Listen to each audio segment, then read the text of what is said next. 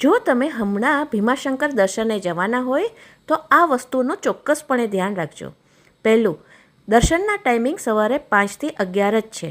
જો તમે બપોર પછી પહોંચો છો તો ટોલ નાકાથી અટકાવી દેવામાં આવે છે. ત્યાં તમે નાઇટ સ્ટે કરો એ હિતાવહ છે, કારણ કે બીજે દિવસે સવારે તમે 4 વાગે ત્યાં પહોંચી શકો અને પાર્કિંગથી લગભગ 2.5-3 કિલોમીટર ચાલવાનું રહે છે. બાઇકની સુવિધા હોય છે જે તમને 100 રૂપિયામાં મંદિર કે લાઈન સુધી તમને પહોંચાડી દે. બસ અમે લોકો ચાલતા ચાલતા પહોંચીએ છીએ અને જોઈએ છીએ લાંબી લાઈન. થોડી અવ્યવસ્થા જણાય છે કારણ કે પોલીસ તો છેલ્લે આવી.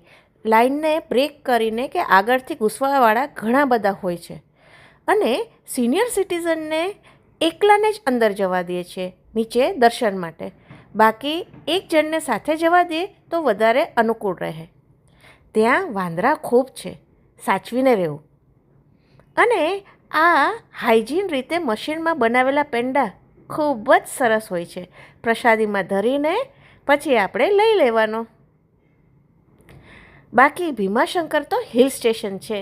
તમે નાના નાના ટ્રેક પણ કરી શકો છો અને વરસાદની સિઝનમાં વરસાદ માણો. ખૂબ જ આહલાદક સુંદર વાતાવરણ માણતા માણતા અમે પરત ફરીએ છીએ. જય મહાદેવ.